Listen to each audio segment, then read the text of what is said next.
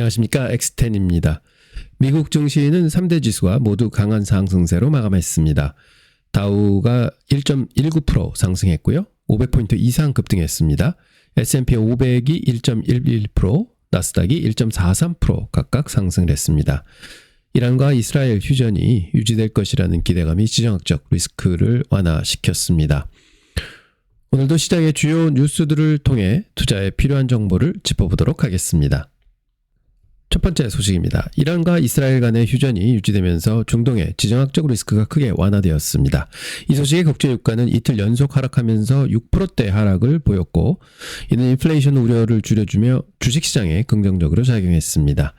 시장의 가장 큰 불안 요인이었던 중동 문제가 일단 봉합되면서 투자자들의 관심은 다시 경제지표와 연준의 금리 정책으로 이동하고 있습니다.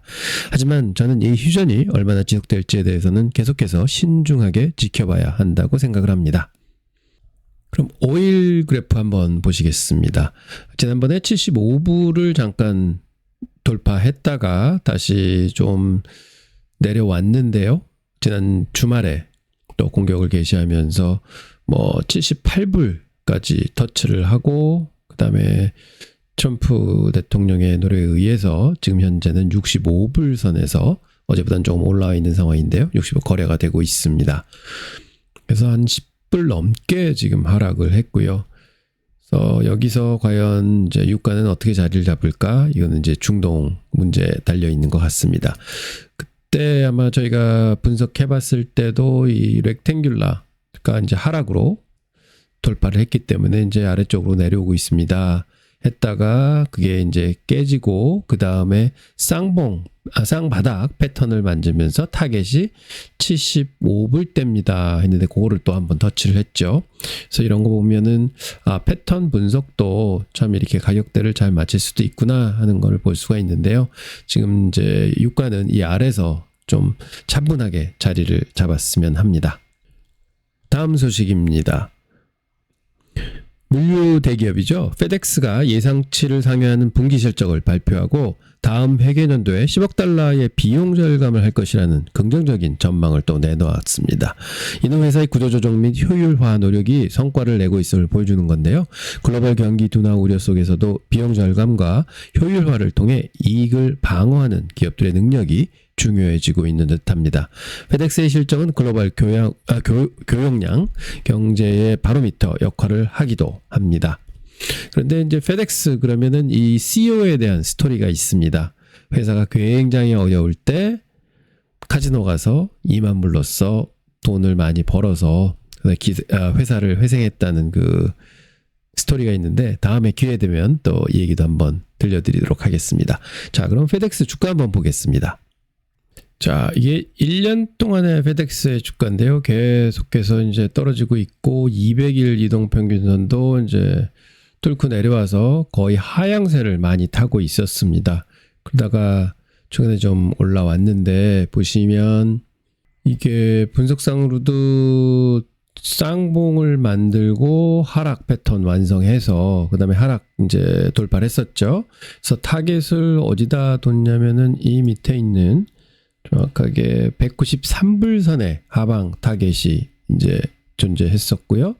그 다음에 요게 보면 패턴이 역 헤드앤숄더 패턴이 또 완성이 됐습니다. 그러다가 어제 갭 상승을 하면서 또 요 패턴이 완성이 돼서 현재는 만약 이걸로 상승을 바라본다 그러면 280불 선까지 또 상승이 보입니다. 그래서 페덱스가 이런 노력을 하면서 지금 거의 이제 하락 패턴이 이제 상승세를 타고 있는 그런 그림으로 보이고 있습니다. 그래서 저점을 계속 좀 높여가고 그다음에 여기서 고점도 계속 높여가는 그런 그림을 그려줬으면 합니다. 그러면 280불까지도 저희가 기대해 볼 수 있는 이런 주가인 것 같습니다. 페덱스는 그렇게 좀 투자 매력도가 많은 회사는 아니지만 그래도 저러한 구조조정 노력을 통해서 좀 실적이 향상이 된다 그러면 충분히 상승 턴도 타서 저는 현재 255불선 200일 이동평이 지나가는 선이죠. 그래서 조금 시간이 지나면 여기 조금 더 내려올 겁니다. 그러면 대충 한 250불 선까지는, 즉 앞으로 한 10% 정도는 충분히 더 올라갈 수 있지 않느냐, 이렇게 보고 있습니다. 다음 소식입니다. 크루즈업체 카니발이 강력한 막바지 예약 수요와 선상 지출 증가에 힘입어서 분기 실적 예상치를 뛰어넘고 연간 전망을 상향 조정했다고 합니다. 이 소식의 주가는 강세를 보이고 있고요. 리오프닝과 여행 수요 회복이 여전히 강력함을 보여주는 지표입니다. 특히 고가 서비스에 대한 소비 심리가 살아있다는 점은 과연 산업의 긍정적인 신호입니다.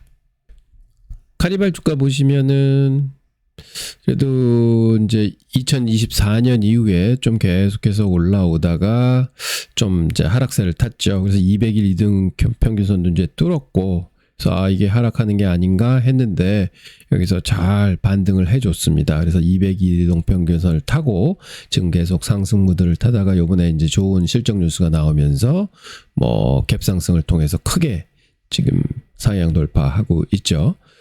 여기도 한번 패턴을 그려보면 예전에 벌써 여기서 렉탱귤러 패턴이 완성이 됐고 그거를 이제 상향 돌파를 했습니다.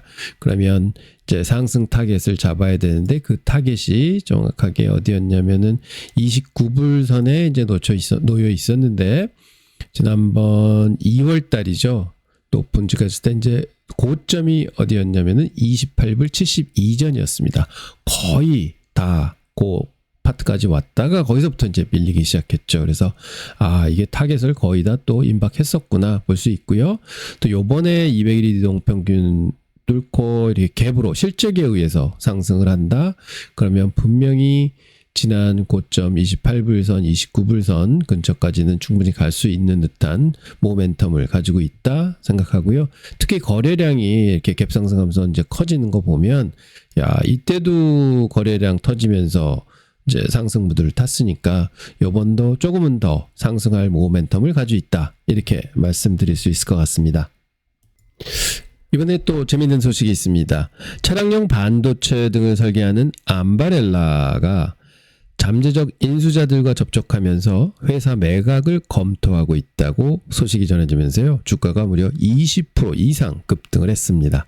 이는 AI 자율주행 시장이 커지면서 반도체 기업들의 인수합병 활발해지고 있음을 보여줍니다. 반도체 산업의 M&A는 기술 패권 경쟁의 중요한 부분이라고 할 수 있죠.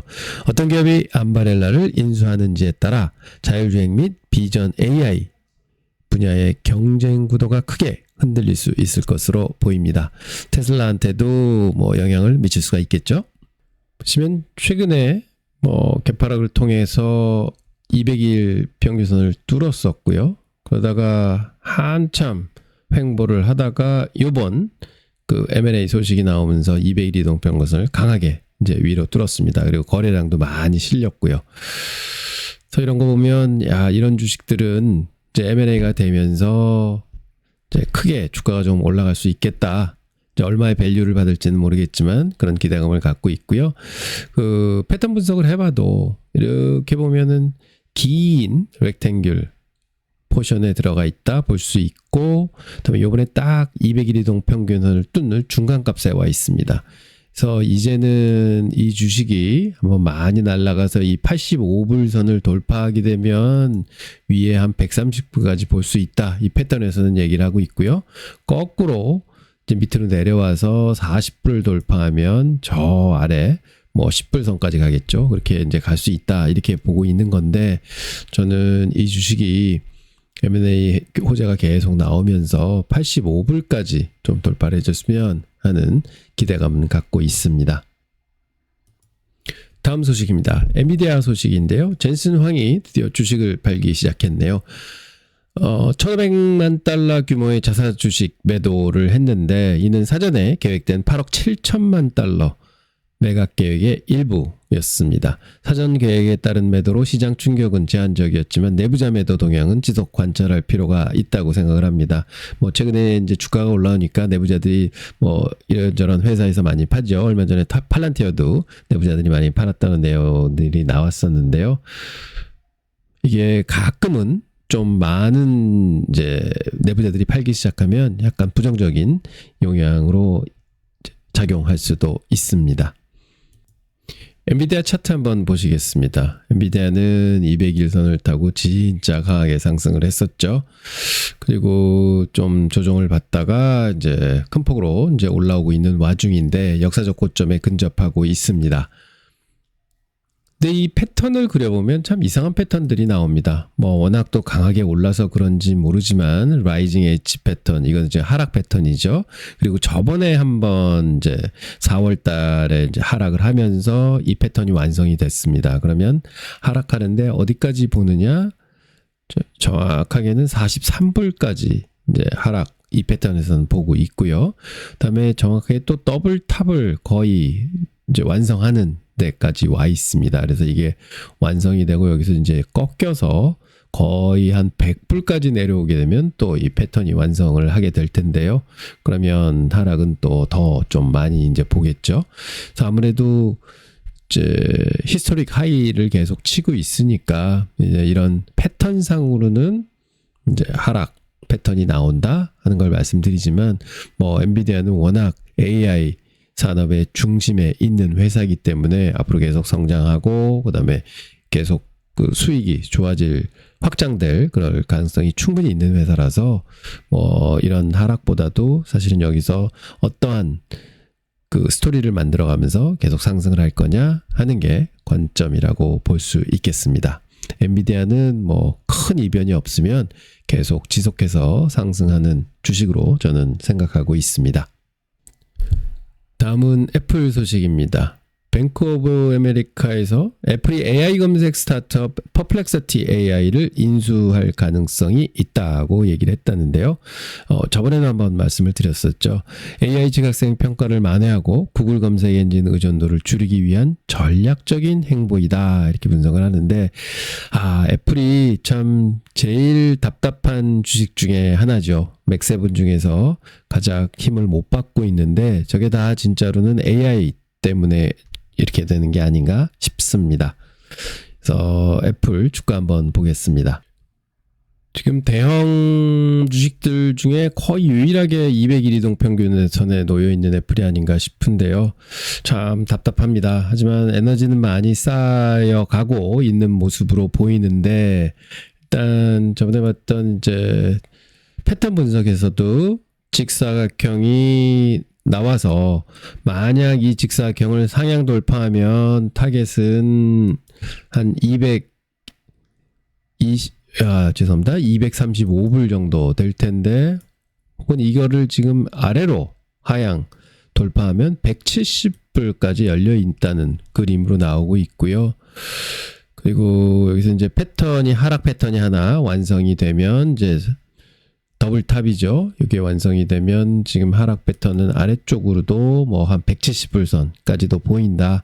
그래서 자칫 잘못하면 지금서부터 한 10%에서 15%도 더 하락할 수 있지 않느냐, 뭐 이렇게 보고는 있습니다만, 근데 위쪽으로도 뭐 충분히 가능한 국면이라서 뭐 블루시 페넌트도 완성이 된다고 치면, 그래서 한 200불을 상향 돌파하면 이 주가는 257불까지 열려 있다, 뭐 이렇게 볼 수 있는데, 그게 지난 이제 고점이 되겠죠. 자, 이런 점을 보면 애플은 약간은 이제 사활을 걸고 AI 쪽으로 지각생이지만 그래도 열심히 뭔가를 해야 되지 않느냐 하고 있어서, 만약 이 퍼플렉시티를 인수를 한다 혹은 아니면 파트너십으로 간다 하면 검색 엔진 시장의 판도를 바꿀 수도 있지 않을까 하는 거는 좀 생각해 봅니다. 물론 그렇게 되면 구글이 타격을 많이 입겠죠. 그래서 양쪽 회사가 다 이걸 놓고 어마어마한 노력을 많이 할 거다 하는 생각은 해볼 수 있을 것 같습니다. 오늘 소식은 여기까지입니다. 안녕하십니까. 인백스 자산운용 양태선 대표입니다. 오늘은 제가 여러분께 말씀드릴 내용은요, 솔직히 저 자신도 처음에 믿기 어려웠습니다. 28조 달러, 우리나라 1년 GDP의 약 20배에 달하는 돈이죠. 이 어마어마한 금액이 단 하나의 아주 간단한 투자 규칙으로 만들어졌다면 여러분은 믿으시겠습니까? 레버리지, 여러분은 어떻게 생각하시나요? 위험하다, 투기성이 강하다, 건전하지 못하다. 이렇게 생각하실 텐데요. 그런데 만약 제가 레버리지로 리스크를 줄이면서 동시에 수익을 극대화하는 방법이 있다고 말씀드린다면 어떻게 하시겠습니까? 레버리지, 생각해보면 레버리지 함정이라는 것이 있습니다. 보통 레버리지 상품을 장기적으로 보유하면 지수가 안 움직여도 투자는 마이너스가 난다 하는 얘기 들어보셨을 거예요. 만약 레버리지 자산을 사서 오르면은 자산이 많이 확대가 되죠. 그럼 그 확대된 것만큼 빠지게 되면 자산이 또 죽습니다. 그러면 죽은 자산을 가지고 시장이 오르게 되면 사실은 덜 벌게 되고요. 또 더 벌어놓은 자산이 빠지면은 더 빠지게 되고 이런 것들이 반복이 되면서 결과적으로 지수는 안 움직였어도 레버리지 상품은 돈을 잃는다. 이런 내용이 되는 거죠. 자, 한번 예를 보겠습니다. 2011년 8월입니다. 딱 6일 동안 실제 상황이 있었는데요. 보시면 미국 S&P 500 지수는 0.51% 올랐습니다. 그런데 2X 상품은 0.14%가 마이너스가 났고요. 3배짜리 레버리지 상품은 2%가 빠졌습니다. 시장이 위아래로 널뛰기만 해도 레버리지 상품은 손실을 보는 거죠. 이걸 전문용어로 상수 레버리지 함정, 즉 Constant Leverage Trap이라고 부릅니다.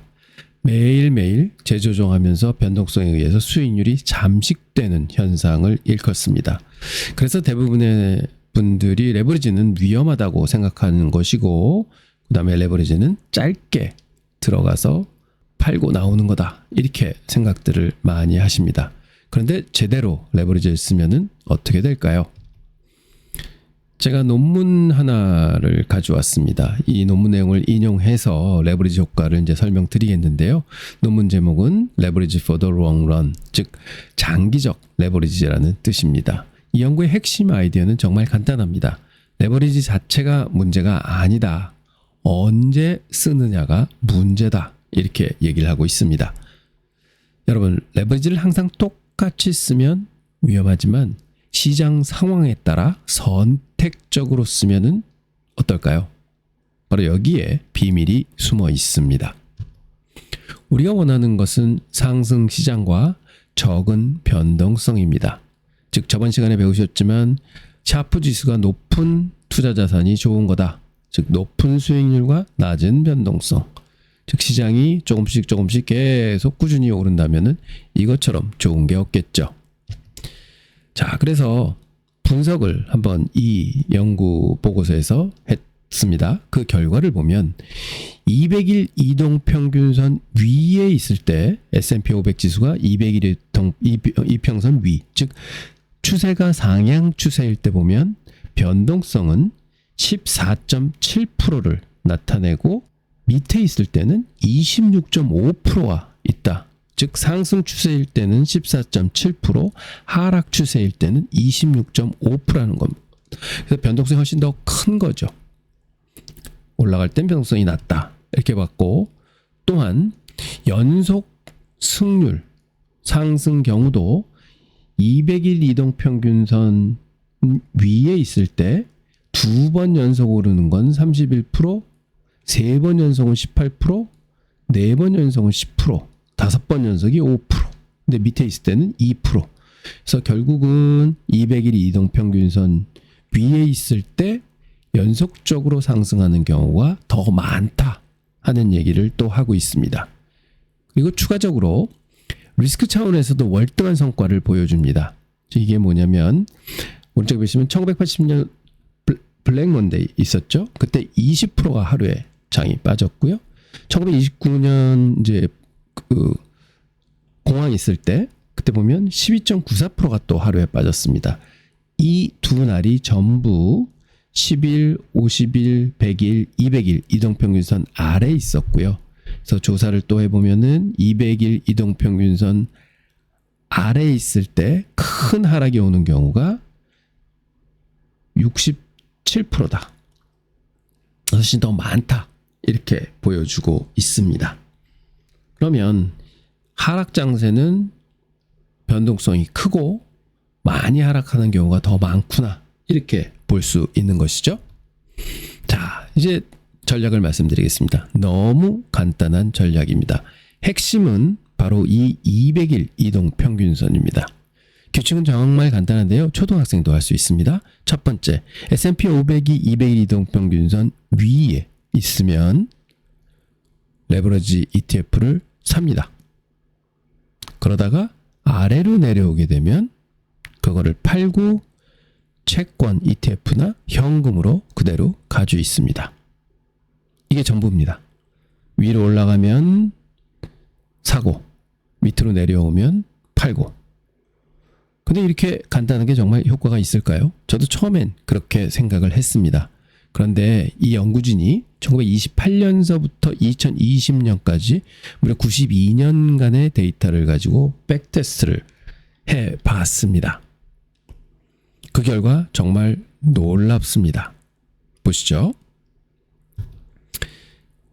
92년 동안 만약에 바이앤홀드 전략, 즉 S&P 500을 그대로 쥐고 오고 그다음에 2배짜리 레버리지 상품을 그대로 쥐고 오고 3배짜리 레버리지 상품을 그대로 쥐고 왔다 하면 총 10,000불을 투자했을 때 92년 뒤에 3,900만 불이 되고요. 5억 9천만 불이 되고요. 2.7 빌리언 달러가 됩니다. 즉 27억 불이 되는 거죠. 그래서 꽤 많이 부읍니다. 레버리지하고 3배짜리하고. 그런데 여기 보시면 변동성이 애뉴얼 변동성이 18.9에서 23.6, 37.8, 56.7 이렇게 변동성이 굉장히 커지는 거 보실 수 있고요. 그다음에 맥스 드로우다운, 즉 저 최고점에서 최저점까지 손실률이 거의 원금이 다 깨지는구나 하는 걸 보실 수 있습니다. 이게 레버리지 상품 투자했을 때 이렇게 되는 거고요. 그런데 방금 말씀드렸던 200일 이동평균선 전략을 쓴다 하게 되면 S&P는 9.1%, 9.8%, 13.7, 15.3 바이앤홀드입니다. 보시면 에버리지 트레이드 이어 0이잖아요. 거래가 안 됐었고 200일 이동평균선을 쓰면 거의 평균적으로 5번의 매매가 존재했고요.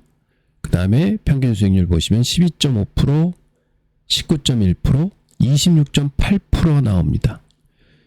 워렌 버핏이 19% 정도 벌었다고 그랬죠? 그게 여기에 나옵니다. 그래서 제가 다른 영상에도 말씀드렸지만 저희가 10% 목표를 하더라도 12%, 15%, 19% 할 수 있습니다. 한 게 이런데 기인하는 거죠. 그리고 저희 샤프 레이셔 공부했었죠. 그냥 가지고 있을 때는 샤프 레이셔가 0.3, 0.27, 0.27, 0.21로 나왔는데 200일 이평 전략을 쓰면 0.53, 0.51, 0.47 정도로 훨씬 더 높아진다. 즉 더 좋은 투자 상품이 된다. 이렇게 보실 수 있습니다. 그리고 총 자산은 여기 있습니다. 28조 불. 3X를 투자했을 때 200일 이평 전략을 썼다. 그러면 앞에서 말씀드린 28조 달러가 여기에 찍힙니다. 92년 동안의 성과입니다. 평균 5번 매매를 했다. 이렇게 나오죠. 진짜 놀라운 효과입니다. 그리고 폭락에 대한 방어 능력도 굉장히 좋습니다. 보시면 1929년 공황 있죠. 그때 S&P 500 지수가 86.2%가 빠졌습니다. 그런데 이 레버리지를 쓰면서 200일 이평 전략을 썼다 하면은 35.3, 49.8로 뚝 떨어집니다. 1973년 오일 쇼크 때도 그렇고요.